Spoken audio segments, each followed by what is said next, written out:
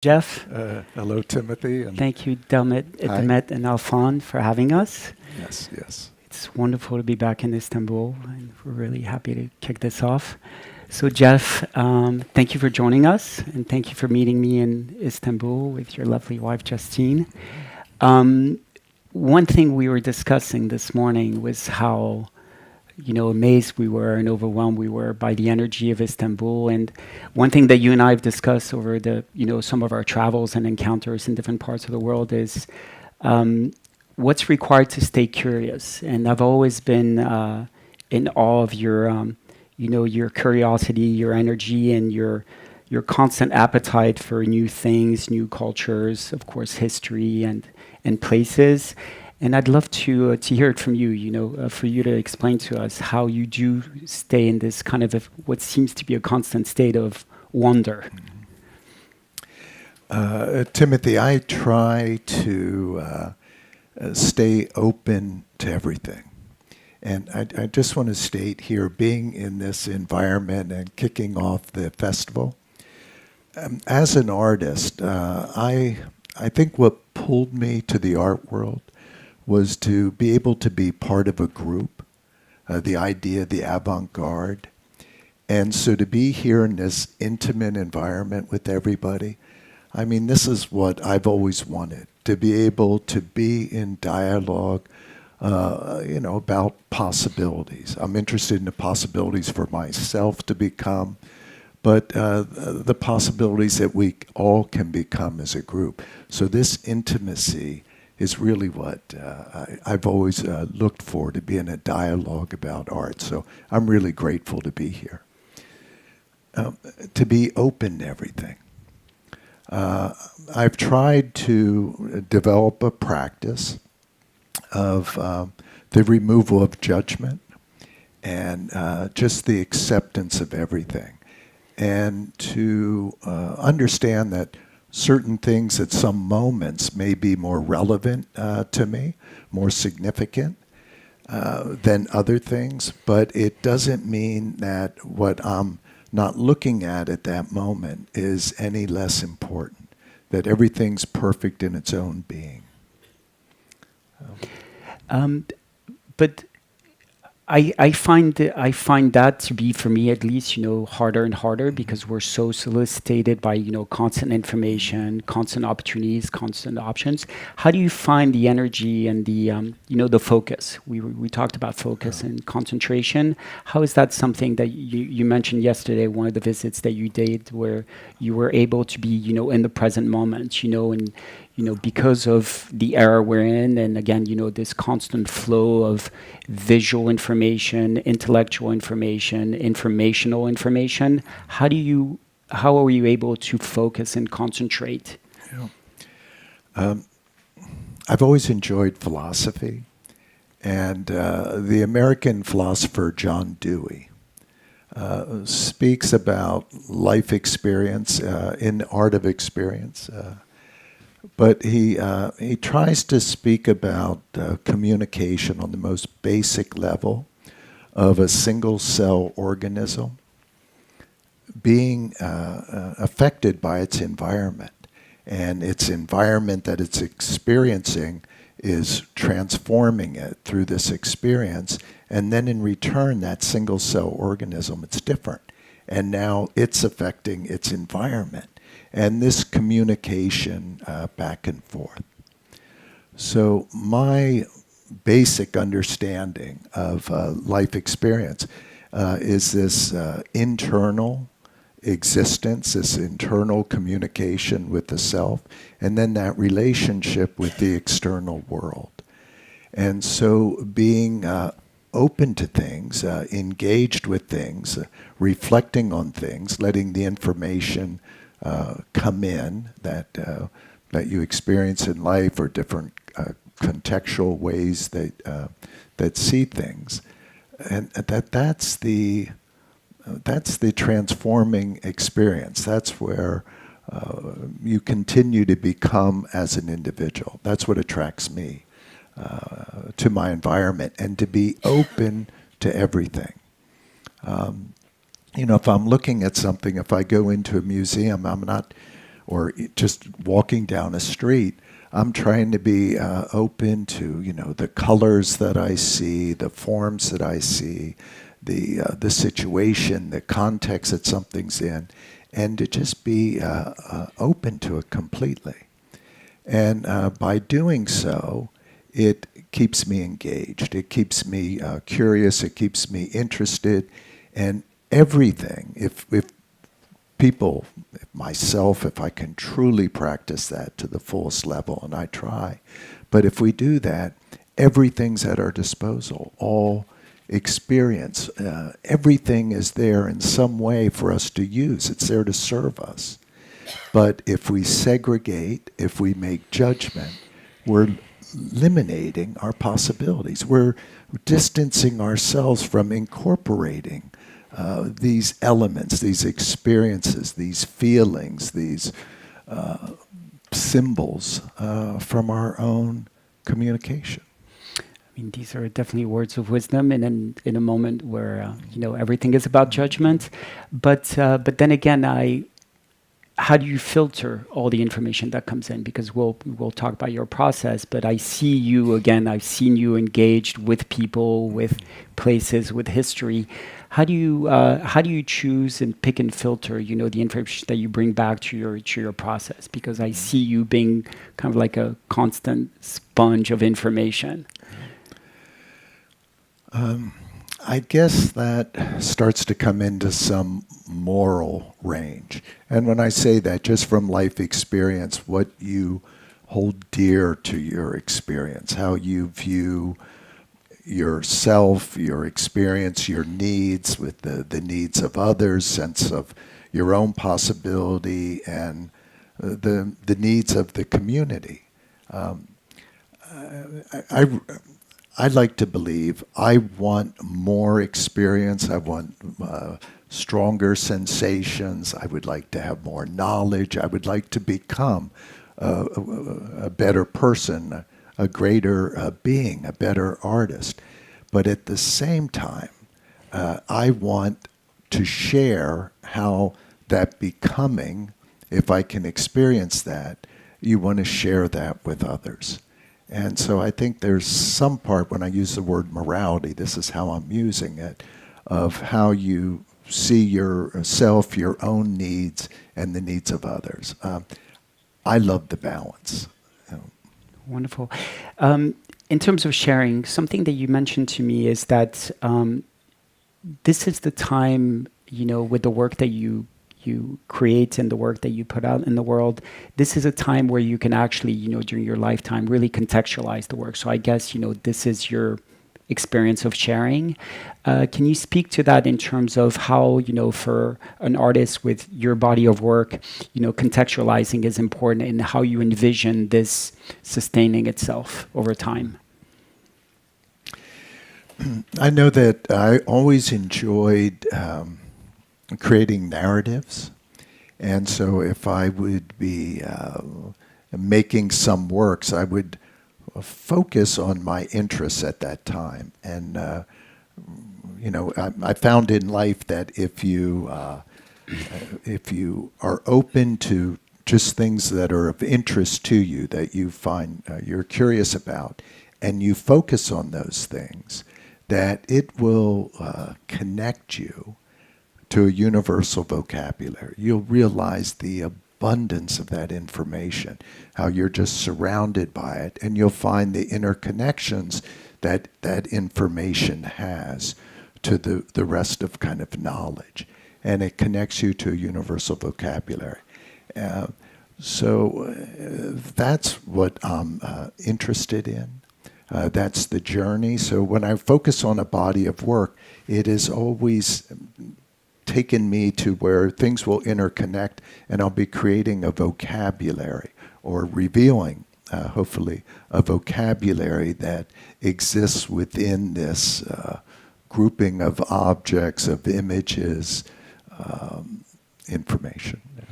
Great. I want to go back to curiosity because, again, that seems to be like, the greatest quality that I admire in you is, your constant curiosity. And I guess one of the things that you're most curious about is science in all its forms. We've talked about technology, of course, but I would love for you to speak to us about how science has informed your creative practice. We've talked about how for most artists, science or, technology, the technical aspect of creating works is always kind of the end point. And for you, it seems like this constant conversation between creativity and science, technology, engineering is just a constant dance almost that continues to evolve, and they both feed off of each other. Can you speak to that for us?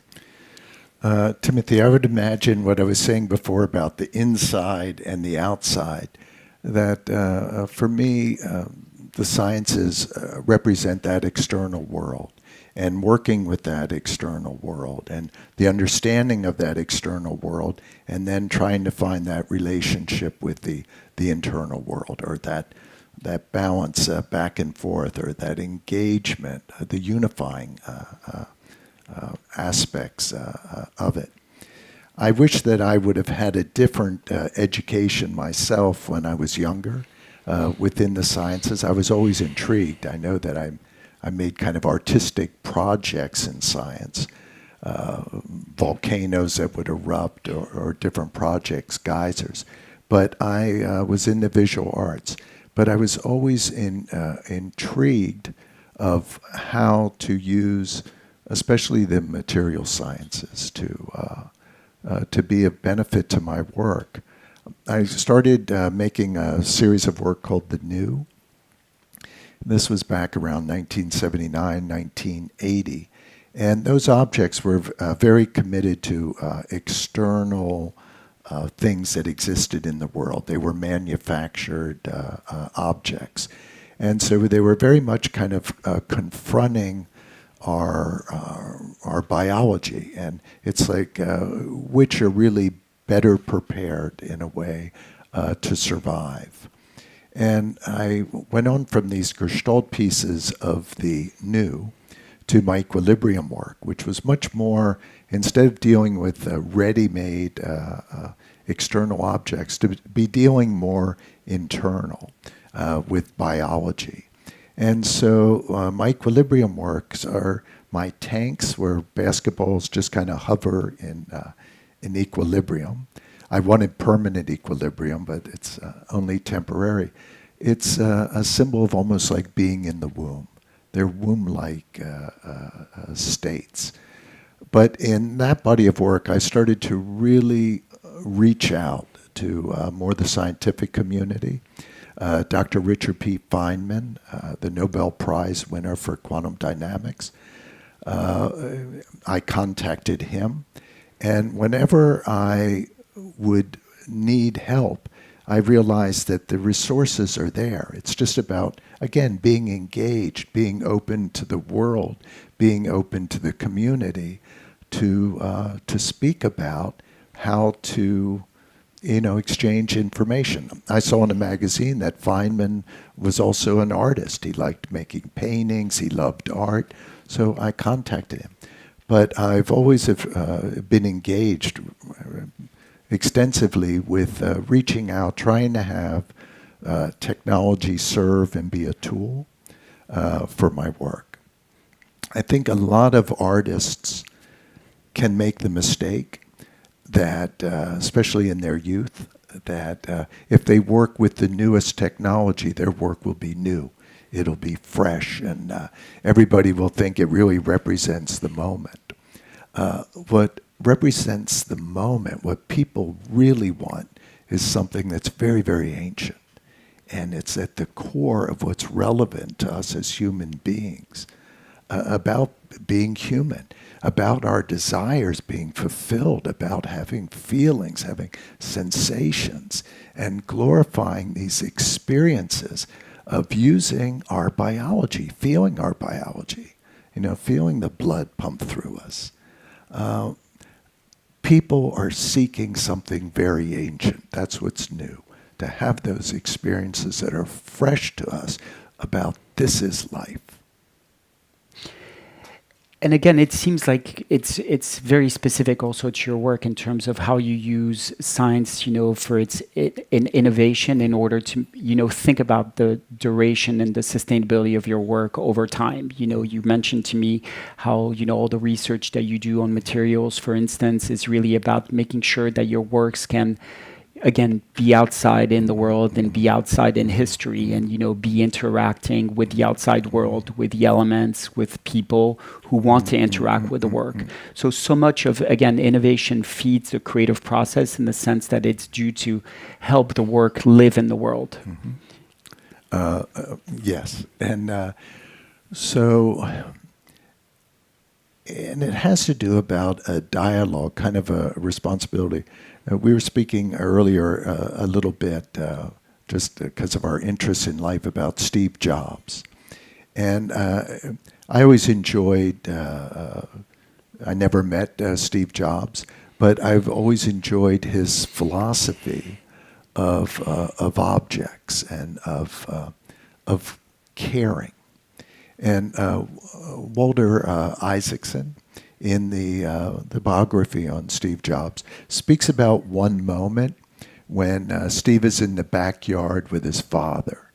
And his dad is telling him that they're going to paint this fence in the backyard. And his father explains to him, to Steve, that it's important to paint both sides of the fences. Not just the side that they're going to be looking at from their home, but for the other side that the neighbor is going to see. And this type of caring, I try to tell my children, and Justine and I try to communicate that, forget about aesthetics, forget about everything. The most important thing is to care. And if you care about something, everything else comes along. The concept of aesthetics just comes through caring. A sense of morality comes through caring. Everything is based on just caring, being thoughtful about something, aware of whether you are preserving something or destroying something, whether you're serving or not serving. But I think caring is really relevant. I try to practice within my work, within the use of technology. I understand that everything goes to dust. Everything ends up decayed. It falls apart. Even the most kind of durable of materials, but that still gives us an opportunity to try to care. It's this idea about if you can affect one person's life, if you can be generous in some manner just to one individual. It's the same within the arts of trying to create something that in some manner can communicate to somebody, that you can be of service to, that you can serve, that you can be generous, and you can have in a way a shared human experience.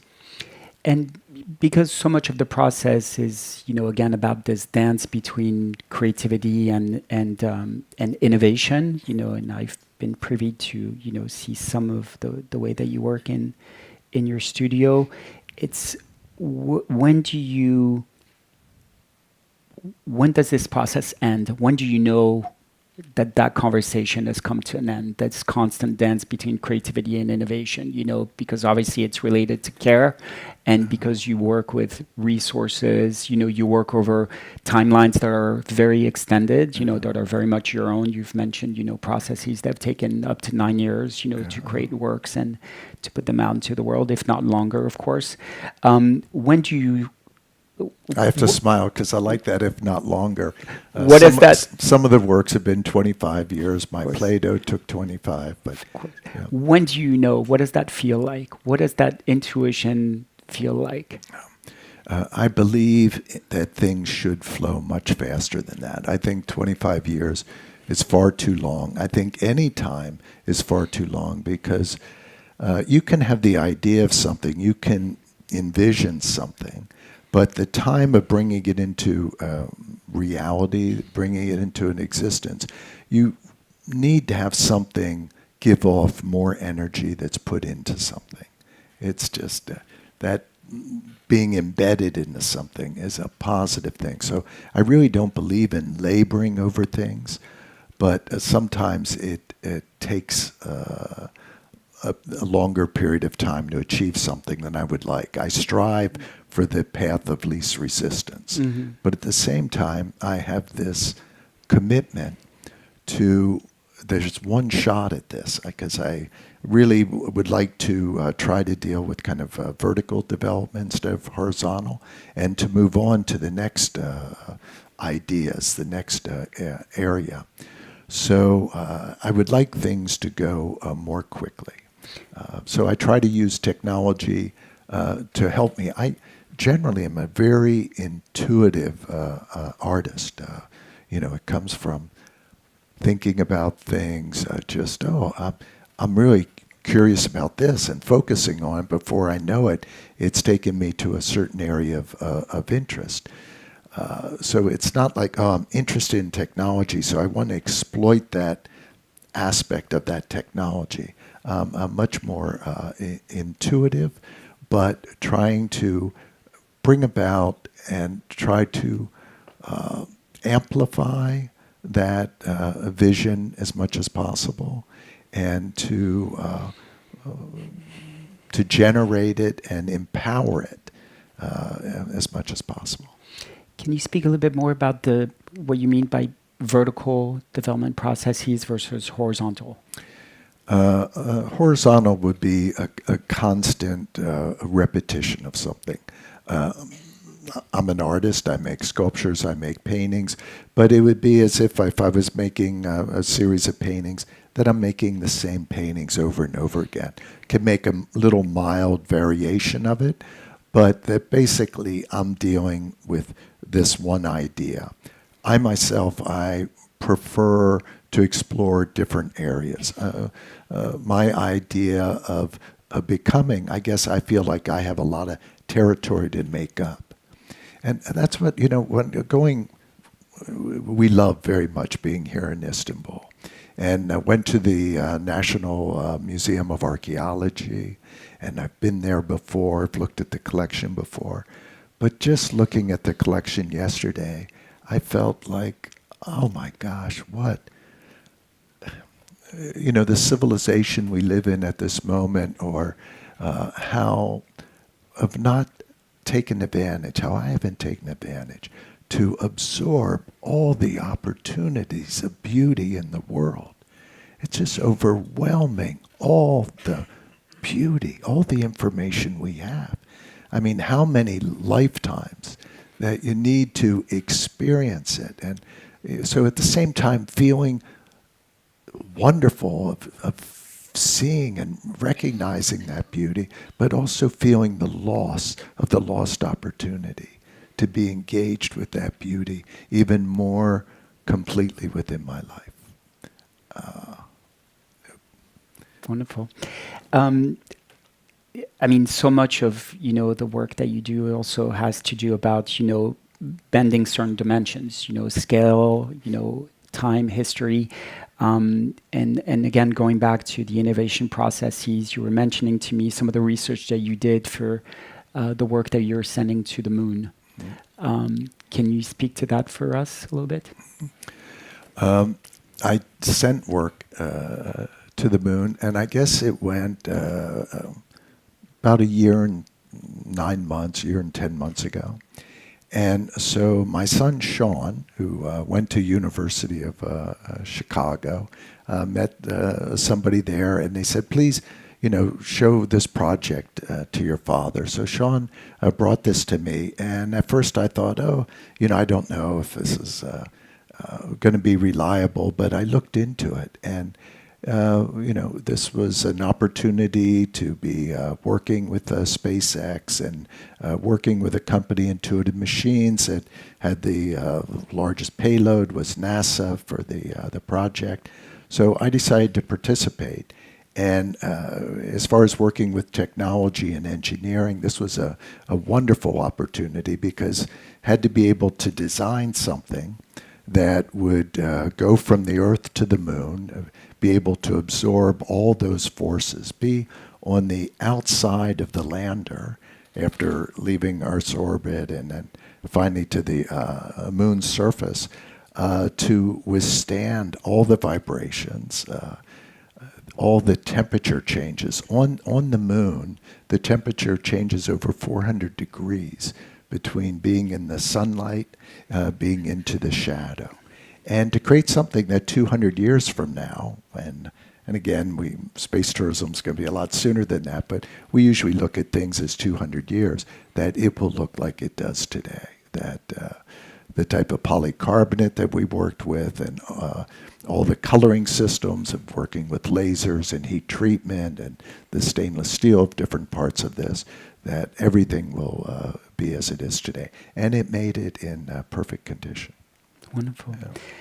So I'd love to end our conversation about, going back to the theme of, the festival, what is really real. One conversation we had was about seeing things pass. You mentioned that everything, goes to dust, everything decays, and although we, we're constant either of denial or, battling, that notion. I'd love to think about what that means in terms of this theme, knowing what we know, knowing that things decay. And you mentioned this experience that you had in New York City recently, going past, a chapter of your life that had kind of disappeared. What is it that represent reality on a day-to-day basis? I mean, what do you think really is real? Yeah.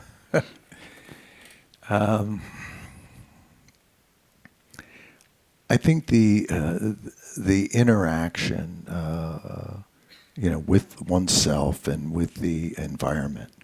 I was at a Nobel Laureate Week in 2014, and I met there Eric Betzig.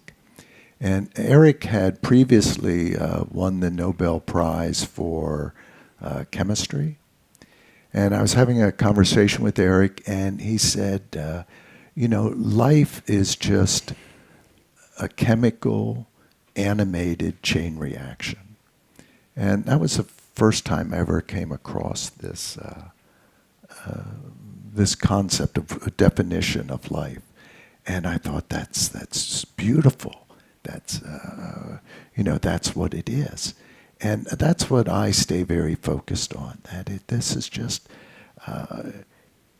it's just the elements. It's these chemicals interacting, and one is affecting another, and that's creating a certain sensation. My fingertips are tingling. It's just a chemical chain reaction, but it's the animation of it. It's one chemical reaction against another to another that gives this animation that this is life.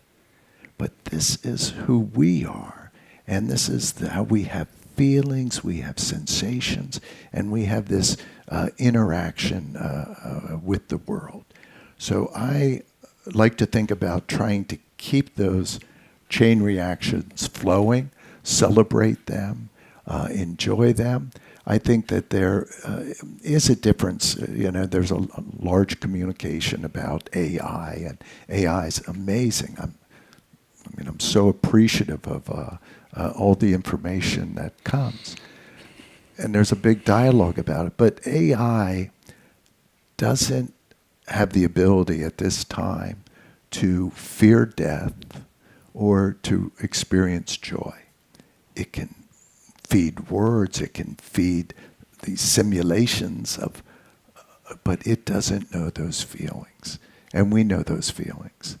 And I hope that we can learn to even experience our senses on a higher level. And in a way, we feel challenged by it, to do that, to define what is this biological experience. Wonderful. Thank you so much, Jeff. No. Thank you. I think maybe we'll... Thank you, Timothy. Maybe we take questions. Maybe we'll take a few questions from the audience. Yeah, if you have any questions, you can ask to them.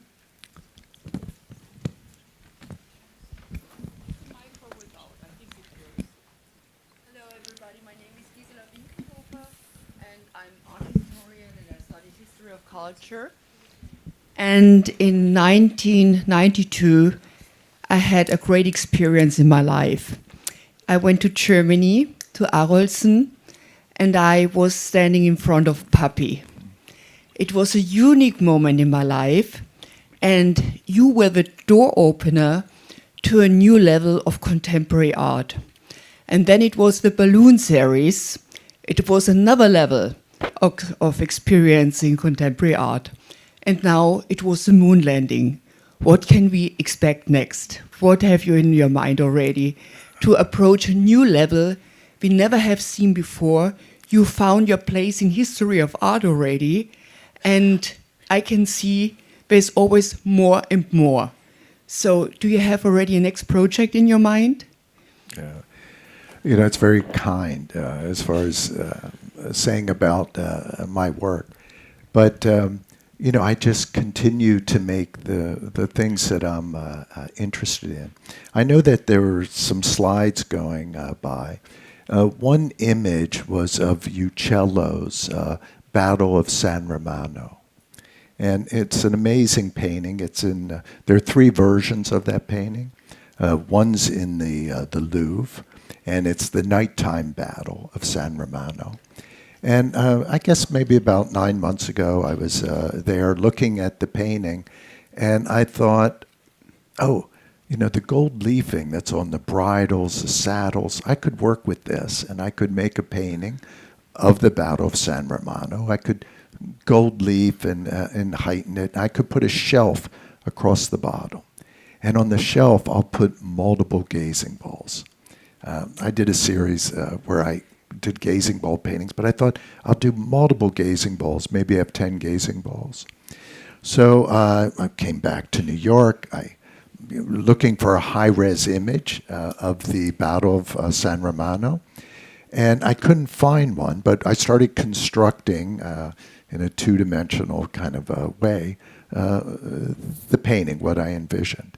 And so I kept looking for a high-res image. And as I was doing it, the person that I work with, I drew an arc across the top. And I said, you know, I want to make an arc, a three-dimensional arc, bring it off about 3 feet off the painting, and I'll put another 10 gazing balls on it. Go back to my home over the weekend again, looking for a high-res image so that I can bring even more clarity to this vision of what I'm creating. And I came across a YouTube video of a conservator at the National Gallery in London where they have another Battle of San Romano. There are 3 versions. One's in the Louvre, one's in the National Gallery in London, one's in the Uffizi. One is the evening, which is the Louvre. The morning is in the National Gallery, and the Uffizi has the afternoon.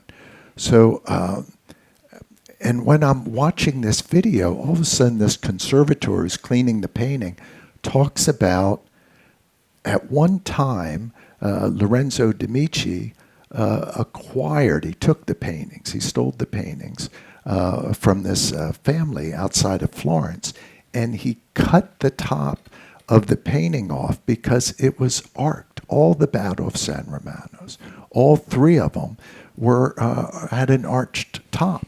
He cut the top off, took off 64 centimeters, added corners, and made the rectangles we see today. I was in communication with Uccello. What moved me so much in looking at the painting was I was in communication with Uccello. That's what I'm interested in. That's why I make art. This is the communication, the ability to open oneself up for these moments of time traveling. You know, whenever you focus on anything and really focus on it, it does take you to a metaphysical place. Time and space bend, this universal vocabulary. But Uccello spoke to me, and I was able to create the art. So where my work's going, it's very intuitive. I believe that it's community-oriented because I want to be in dialogue with others. I want to be in dialogue with myself, but the last thing I want to do is just be in a room by myself, dealing with myself. And so, I love the idea of a community. And so, that's why I get up in the morning, for those moments. No. Any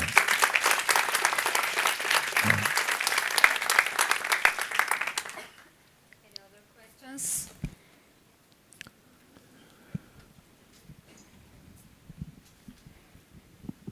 Hi. You've touched on the concept of community and curiosity many times. Do you think AI is a threat to that, or do you see it as a tool to explore this further? A tool. A tool. Yeah, a tool. And, technology, comes from a Greek word, tech. And we've always had technologies that influence our life. And they're tools that let us continue to become and exploit our possibilities. And so I use it as a tool. I'm interested in its development as a tool. I know that there are areas that want to be safeguarded, but I believe in people wanting to exploit our possibilities of what we can have, how we can be served by technology. And, you could also use a wheel just to run over somebody, just constantly. We choose not to. And so hopefully technology just ends up having, as far as AI, the same type of experience and responsibility in its use. Thank you.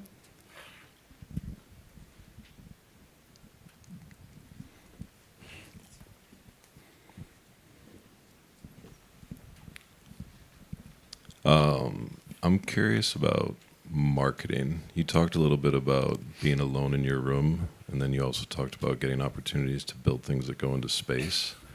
And one of the tools that we have at our disposal is marketing. And I was wondering if you were trying to impart some of your wisdom on that topic. How would you explain it to me?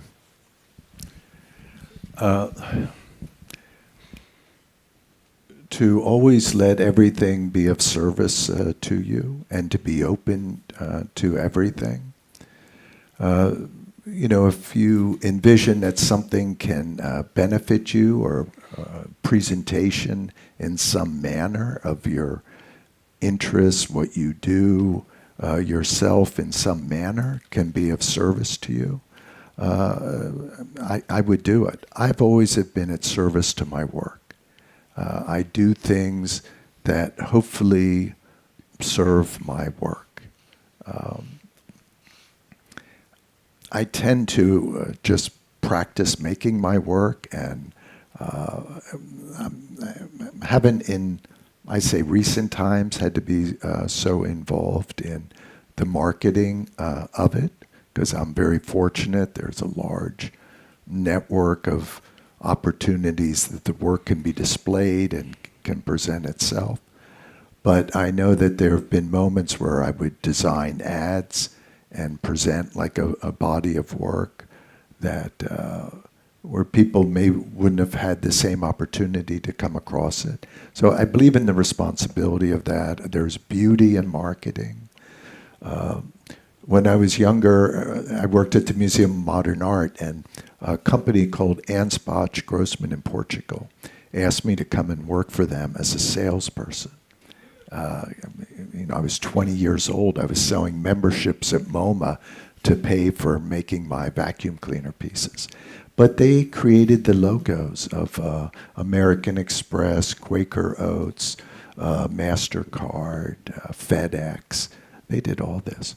So I really wanted to work for them because I believe in design. I believe in communication. It's generous.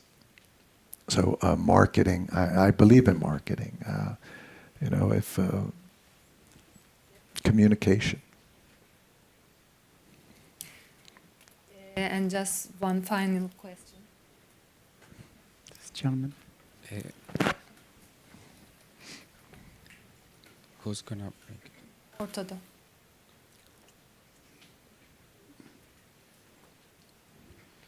So, I'm confused. Hi, Jeff. It's truly a pleasure to be talking to you here right now. Like, being in the same room with you is really exciting. And this question goes for my child. Like, I always remember the first things of things. And, like, the first encounter that I had with your art was basically through Lady Gaga. So I remember seeing your artwork being on her display, on her album, and, like, throughout her, let's call it era as art pop. So I'm very intrigued to know how you guys were able to put into perspective her artistry, performance, and music, and your know-how to come together for this creation, because it was like throughout like 2 years that we were able to see Jeff Koons and Lady Gaga together combined on an era. Lady Gaga just came to me and told me that she always enjoyed my work and asked that if I wanted to be involved with a cover design and inside information. And so I told her that I would be. Personally, I don't know how the rest of you feel in this room, but I believe that Art Pop by far is one of her greatest albums as far as musically.